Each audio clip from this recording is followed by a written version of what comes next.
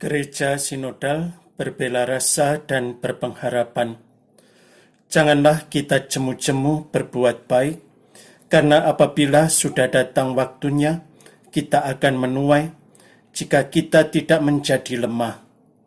Karena itu selama masih ada kesempatan bagi kita, marilah kita berbuat baik kepada semua orang. Galatia 6 ayat 9-10. Ibu bapak, saudara-saudari, kaum muda dan anak-anak yang terkasih, perkenankanlah saya menyampaikan sapaan pastoral saya untuk menyambut Trihari Suci tahun 2022. Kita telah melakukan persiapan demi persiapan, agar kita pantas dan layak merayakan peristiwa misteri sengsara, wafat, dan kebangkitan Tuhan Yesus yang akan kita mulai pada perayaan Tuhan Yesus masuk kota Yerusalem atau Minggu Palma. Dalam masa Prapaskah tahun ini, tersisip beberapa peristiwa yang agung, yakni pada tanggal 25 Maret 2022, Bapa Suci mengadakan upacara konsekrasi atau persembahan bakti kepada hati Maria tanpa noda, dengan wujud khusus memohon perdamaian, berkat dan penyembuhan bagi luka-luka kemanusiaan. Salah satunya adalah akibat perang, dan kita berdoa bagi Rusia dan Ukraina. Beberapa waktu sebelumnya Bapa Suci mengumumkan bahwa tanggal 2 Maret 2022 adalah hari puasa untuk perdamaian. Bapa Suci menegaskan bahwa ia merasakan kepedihan, kesedihan, keperihan di hati yang hancur, bahkan kesakitan yang luar biasa, bahkan di lubuk hati terdalamnya. Ketika ia menjadi saksi mata atas peristiwa yang terjadi akhir-akhir ini. Bukan mereda, peristiwa itu malahan menjadi peristiwa yang semakin memprihatinkan dan membawa bencana kemanusiaan dan perdamaian. Beliau mengajak kita untuk mendekatkan diri kita dengan penderitaan rakyat akibat terkoyaknya tenunan perdamaian. Merasa bahwa kita semua adalah saudara dan saudari, dan memohon kepada Tuhan agar perang berakhir. Dalam pesan Prapaskah 2022, Bapa Suci mengajak, marilah kita percaya dengan teguh bahwa jika kita tidak menyerah, kita akan menuai panen kita pada waktunya, dan bahwa dengan karunia ketekunan, kita akan memperoleh apa yang dijanjikan untuk keselamatan dan untuk keselamatan orang lain. Dengan memupuk kasih persaudaraan terhadap semua orang, kita dipersatukan dengan Kristus yang memberikan hidupnya demi kita, dan kita diberi kesempatan mencicipi sukacita kerajaan sorga ketika Allah menghendaki menjadi segalanya. Sementara itu, Monsinyur Robertus Rupiatmoko, Uskup Agung Keuskupan Agung Semarang, dalam surat Gembala Prapaskah 2022 Uskup Keuskupan Agung Semarang, yang mengambil tema tinggal dalam Kristus, berbela rasa dan berpengharapan, salah satunya mengatakan demikian. Kita diingatkan bahwa pada salah satu kewajiban sosial untuk menggunakan bahasa dan kata-kata yang menyemangati dan meneguhkan sesama. Berbahasa yang baik di masa-masa seperti ini menjadi tanda bela rasa kita dan upaya membangkitkan harapan dalam diri sesama yang sedang menghadapi kesulitan hidup. Lebih dari sekadar berbahasa secara baik, kita juga diundang mengusahakan kesesuaian antara kata dan perbuatan, keselarasan antara apa yang kita pikirkan, kita ucapkan, dan kita lakukan. Salah satu yang melandasi ajakan ini adalah kita masih harus menjalani masa Prapaskah kali ini di tengah pandemi COVID-19 yang belum berakhir. Dalam situasi ini, banyak sekali umat dan warga masyarakat kita yang masih mengalami kesulitan dalam beberapa segi kehidupannya.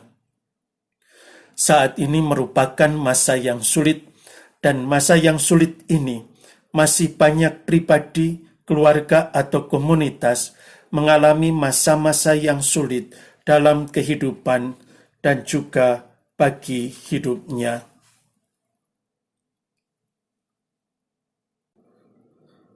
Undangan Tuhan, dan kemanakah hati kita saat ini? Dalam Injil Sinoptik ada 3 perikop yang menarik berkaitan dengan pertanyaan, apakah yang harus aku perbuat untuk memperoleh hidup yang kekal? Dalam Injil Matius bab 19 ayat 16-26, perikop itu diberi judul Orang Muda yang Kaya. Sementara itu dalam Injil Markus bab 10 ayat 17-21 diberi judul perikop itu Orang Kaya Sukar Masuk Kerajaan Allah. Dalam Injil Lukas ada 2 perikop, yakni yang diberi judul Orang Samaria yang Baik Hati, Lukas 10 ayat 25-30, dan perikop yang berjudul Orang Kaya Sukar Masuk Kerajaan Allah, Lukas 18 ayat 18-27. Untuk lebih jelasnya, marilah kita lihat pertanyaan dan bunyi pertanyaan itu dalam masing-masing perikop.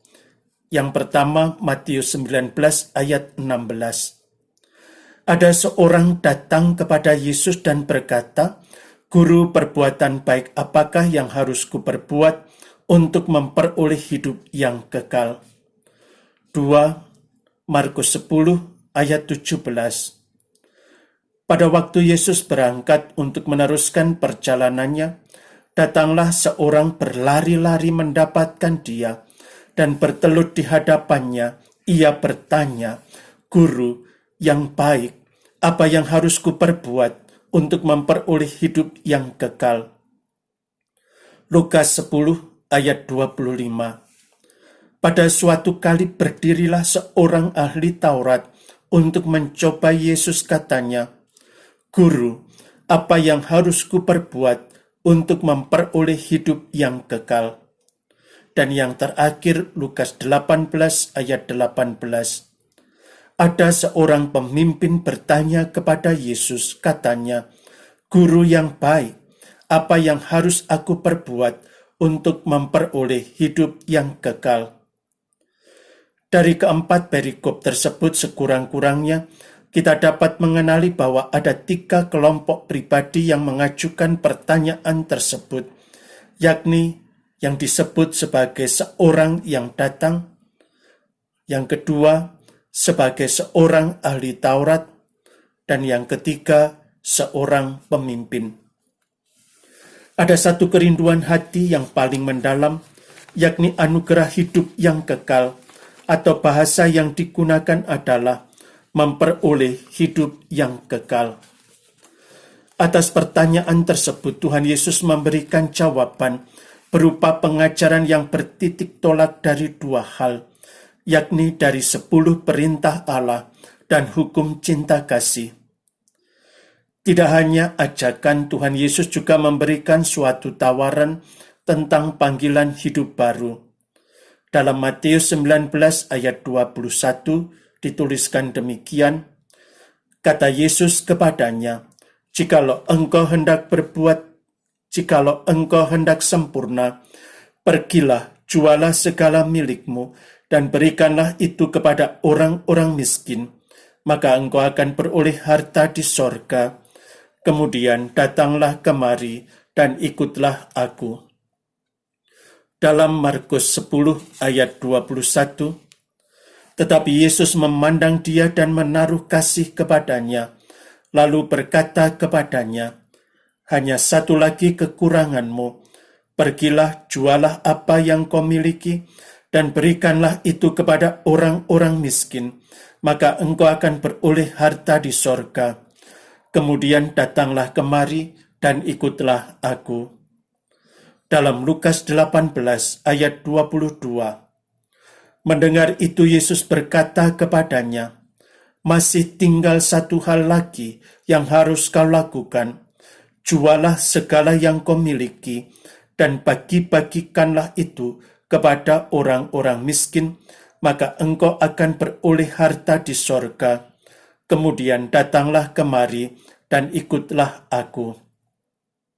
Terakhir dari Lukas 10 ayat 36. Siapakah di antara ketiga orang ini menurut pendapatmu adalah sesama manusia dari orang yang jatuh ke tangan penyamun itu? Jawab orang itu, orang yang telah menunjukkan belas kasihan kepadanya. Kata Yesus kepadanya, pergilah dan perbuatlah demikian. Belajar dari perikopa-perikopa tersebut, kita bisa menarik salah satu nilai, yakni undangan Tuhan secara pribadi. Kita bisa mendengarkan undangan ini yang muncul dari hati Tuhan. Tuhan mengundang kita dengan kedua belah tangannya yang terbuka dan mata teduh damainya yang menjadi penanda akan kerinduannya yang mendalam, yang memohon kepada kita, kembalilah kepadaku dengan segenap hatimu. Yoel 2 ayat 12. Kembali padaku. Bapa Suci mengatakan bahwa Prapaskah adalah perjalanan kembali kepada Tuhan. Berapa kali pun dalam aktivitas atau ketidakpedulian kita telah mengatakan kepadanya, Tuhan, saya akan datang kepada Engkau nanti, tunggu sebentar. Saya tidak bisa datang hari ini, tetapi besok saya akan mulai berdoa dan melakukan sesuatu untuk orang lain. Seringkali kita melakukan ini, bahkan berkali-kali. Namun saat ini Tuhan sedang berbicara ke dalam hati kita. Dalam hidup ini, kita akan selalu memiliki hal-hal yang harus dilakukan dan alasan untuk ditawarkan. Tetapi sekarang saudara-saudari, sekaranglah waktunya untuk kembali kepada Tuhan. Dalam salah satu kesempatan, Bapa Suci mengajak setiap orang untuk berani mendesakkan pertanyaan ini kepada diri masing-masing. Prapaskah bukan hanya tentang pengorbanan kecil yang kita buat, tetapi tentang memahami kemana arah hati kita. Inilah inti dari Prapaskah, menanyakan kemana arah hati kita. Mari kita bertanya, kemana pengarah hidup saya saat ini membawa saya? Menuju Tuhan atau menuju diri saya sendiri?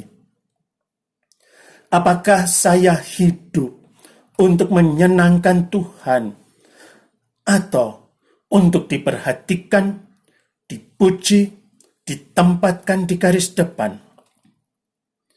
Apakah saya memiliki hati yang goyah, yang melangkah maju, kemudian mundur, maju, mundur, dan seterusnya? Apakah saya sedikit mencintai Tuhan dan dunia ini sedikit? Atau hati saya berteguh di dalam Tuhan? Apakah saya puas dengan kemunafikan saya? Atau apakah saya berusaha untuk membebaskan hati saya dari kebohongan dan segala hal yang mengikatnya? Keindahan memberi wujud bela rasa dan pengharapan. Ibu bapak, saudara-saudari, kaum muda dan anak-anak yang terkasih. Papa Suci Fransiskus mengatakan bahwa kita semua memiliki sifat buruk yang tidak dapat kita cabut sendirian. Kita semua memiliki ketakutan yang melumpuhkan, yang tidak dapat kita atasi sendirian. Kita perlu meniru penderita kusta itu yang datang kembali kepada Yesus dan menghempaskan diri di kakinya. Kita membutuhkan kesembuhan Yesus. Kita perlu menunjukkan luka kita kepadanya dan berkata, Yesus, aku ada di hadapanmu dengan dosaku, dengan kesedihanku, dengan segala yang ada pada diriku. Engkau adalah tabib, Engkau bisa membebaskan aku, sembuhkanlah hatiku. Begitu pula dengan kita. Perjalanan kita kembali kepada Tuhan diblokir oleh keterikatan tidak sehat kita, tertahan oleh jerat dosa kita yang menggoda, oleh keamanan palsu uang dan penampilan, oleh kelumpuhan ketidakpuasan kita. Untuk memulai perjalanan ini, kita harus menyingkap semua ilusi ini.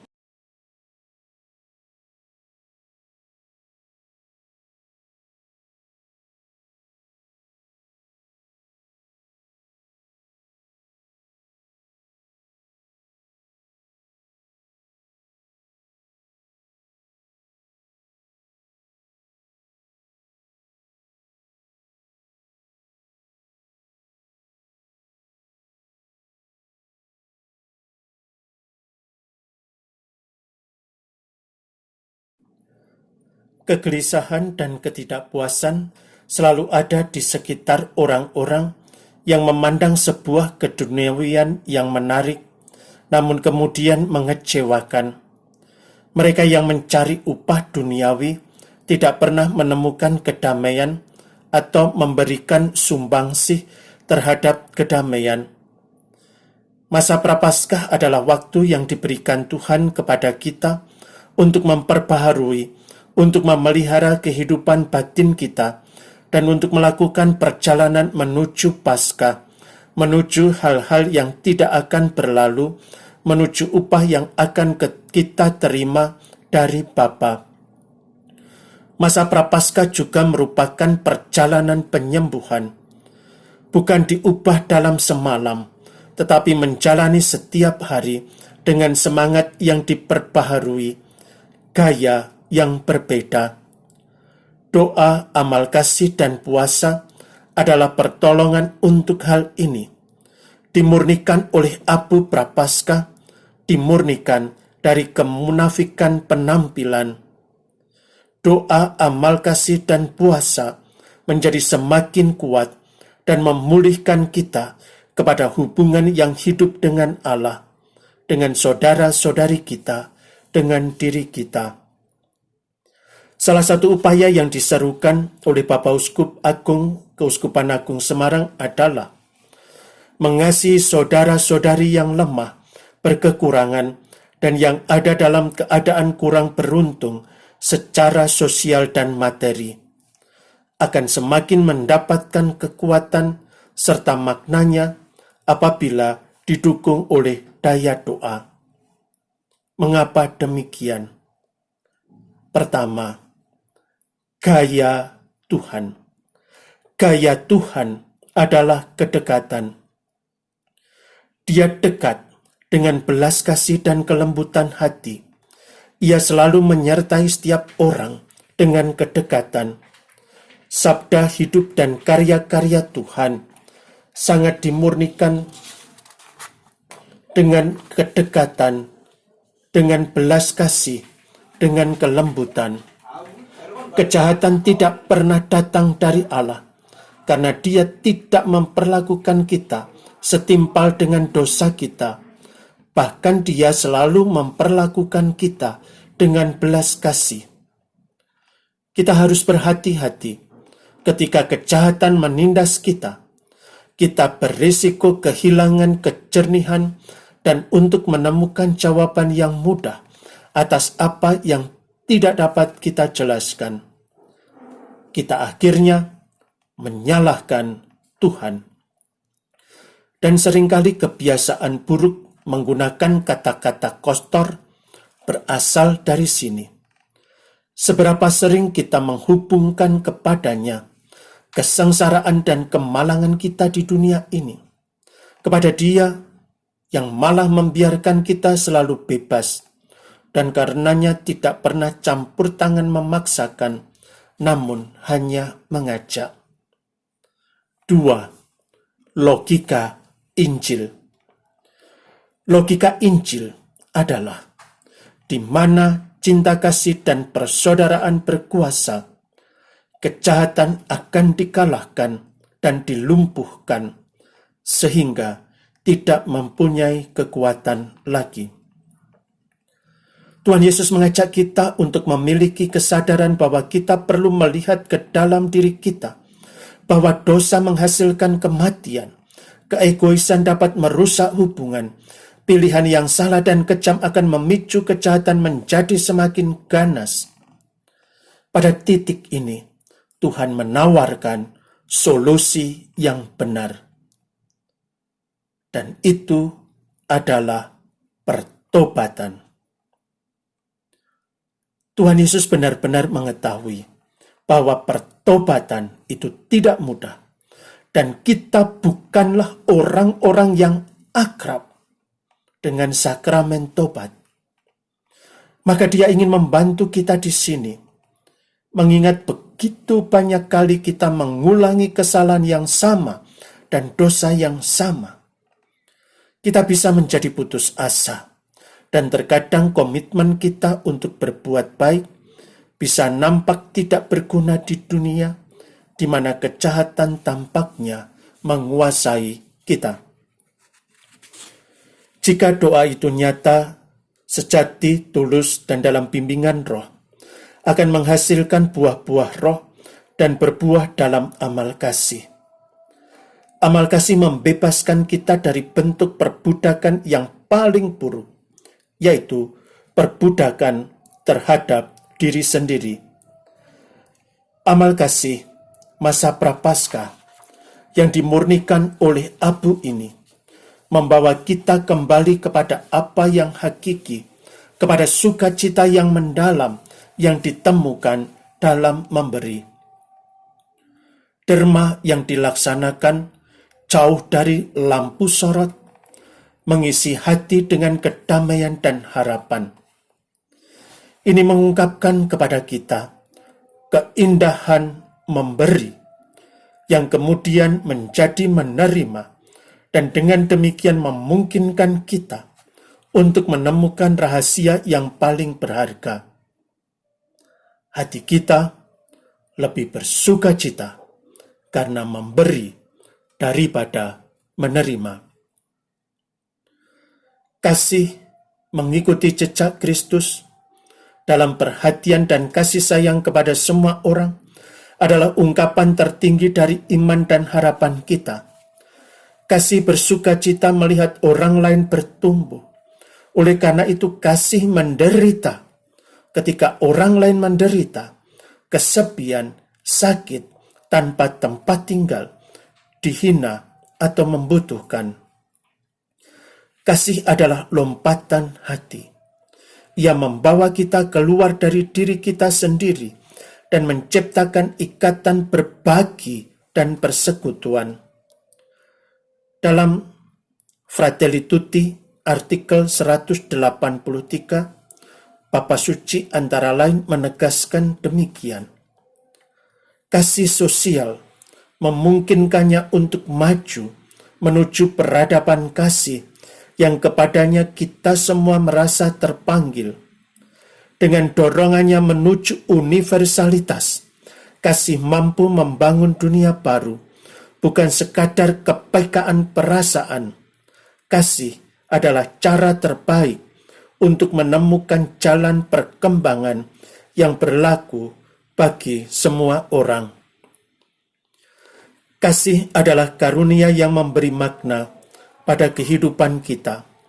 Kasih memungkinkan kita untuk memandang orang-orang yang membutuhkan sebagai anggota keluarga, sebagai sahabat, saudara, atau saudari kita.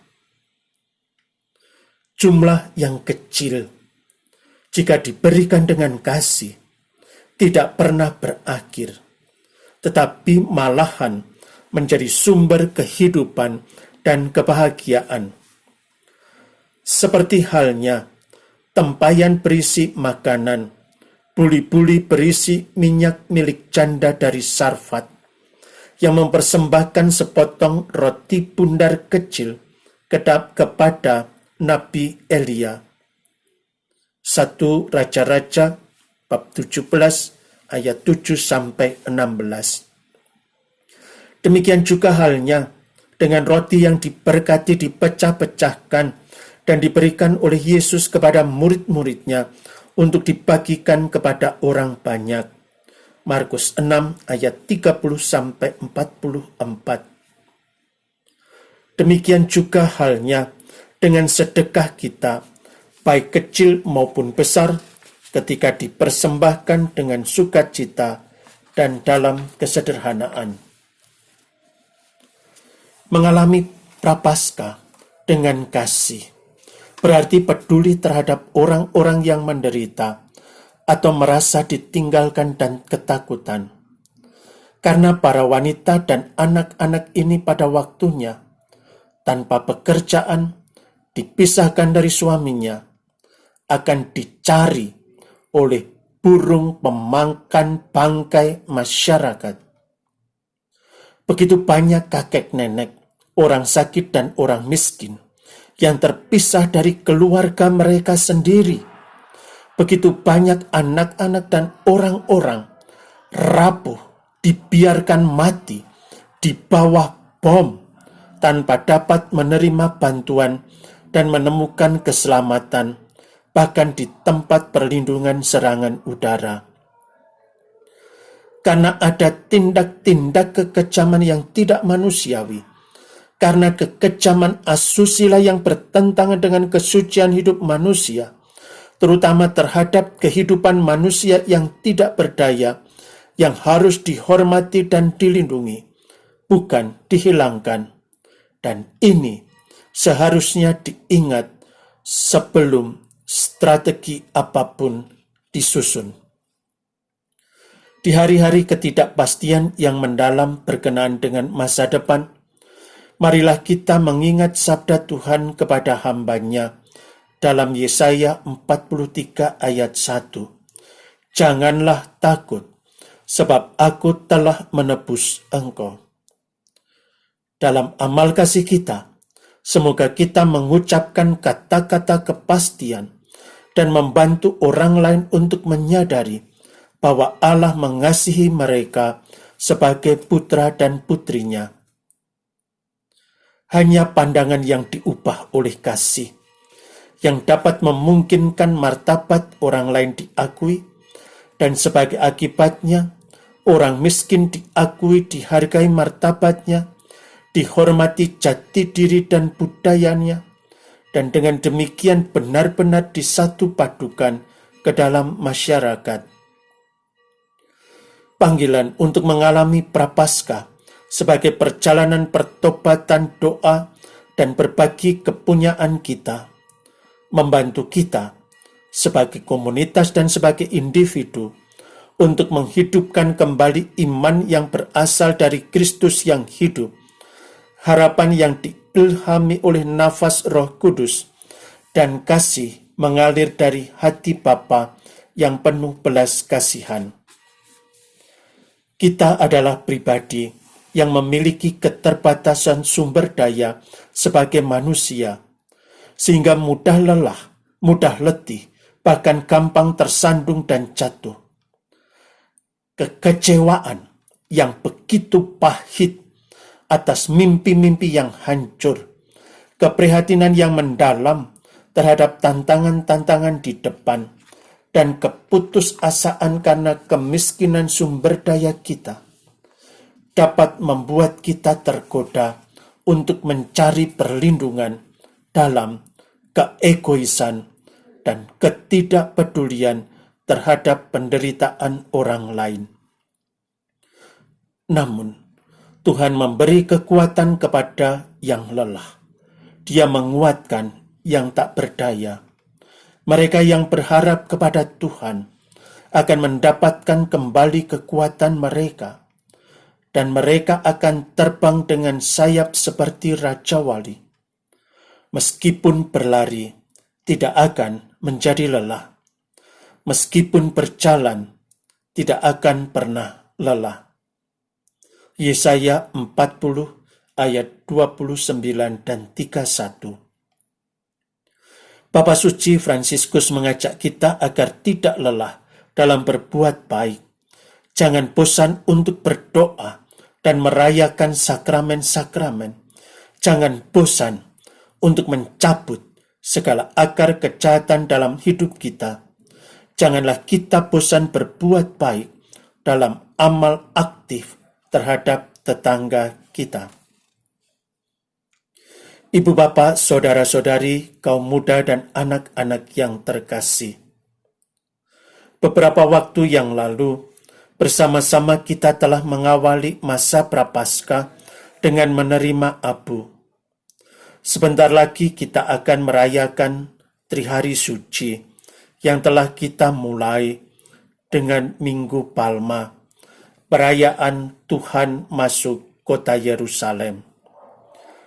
Kita akan membungkuk dengan serendah-rendahnya untuk saling membasuh kaki kita satu sama lain di hadapan Dia Sang Pembasuh sejati.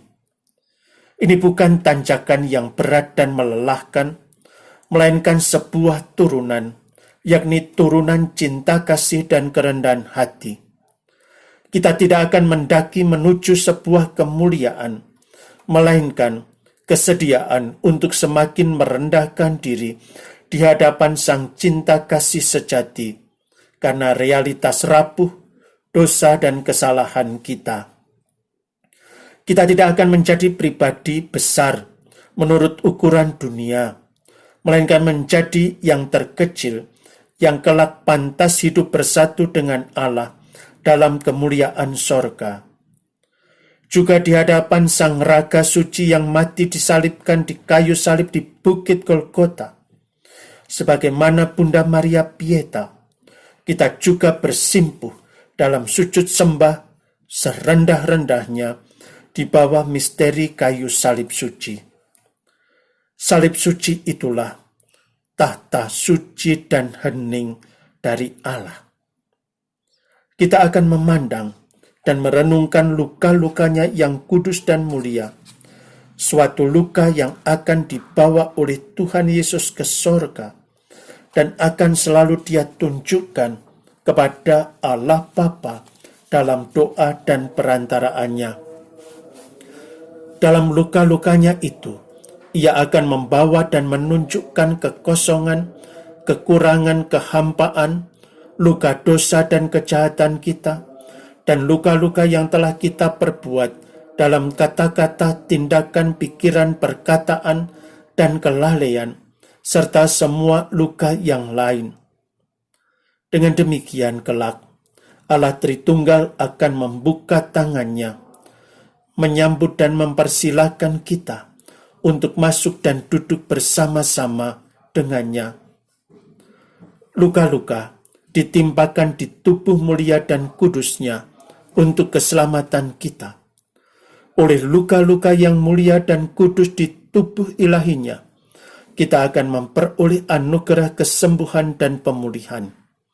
Dengan memegang, dengan mencium penuh hormat pada luka-lukanya, kita akan menyadari bahwa dalam luka-luka yang paling pedih dan menyakitkan itu, Tuhan menunggu kita dengan belas kasih-Nya yang tak terbatas dan dalam kesabaran hatinya yang tak berbatas. Dalam kerentanan yang paling rentan dari diri kita, Allah datang menemui dan mengajak kita untuk kembali tinggal, untuk kembali hidup bersamanya selalu. Dengan demikian, ia selalu menawarkan sukacita dan kegembiraan yang sejati, yakni sukacita dan kegembiraan karena dicintai dan diselamatkan.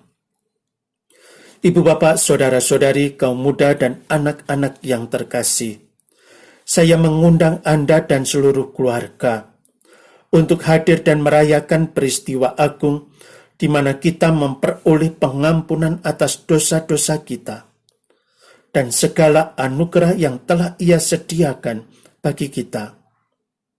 Meskipun demikian, indahkanlah, taatilah, ikuti prosedur yang berlaku di masing-masing gereja. Disiplinlah selalu pada protokol kesehatan dan lakukanlah semuanya itu dengan kesadaran penuh, dengan sukacita. Pembatasan demi pembatasan masih berlaku, dan jagalah selalu hati dan perasaan kita ketika pembatasan itu dikenakan pada kita atau pada keluarga kita. Bersama dengan Bunda Maria dan Santo Yusuf, marilah kita selalu setia di kaki salib Tuhan kita Yesus Kristus dan semakin masuk ke dalam lubuk hati terdalam gereja. Mereka akan membimbing kita. Semoga misteri sengsara, wafat, dan kebangkitan Tuhan Yesus yang kita kenangkan dan rayakan mengalirkan berkat yang melimpah. Semoga Allah menyertai kita dalam perjalanan menuju terang Paskah sejati. Saya berdoa bagi Anda dan keluarga, serta memohonkan berkat dari Allah yang Maha Kuasa, agar Anda dan keluarga dapat hadir bersama-sama merayakan peristiwa iman itu dengan sukacita dan dalam keadaan sehat walafiat. Saya juga mohon doa Anda. Berkah dalam Gusti. Shalom.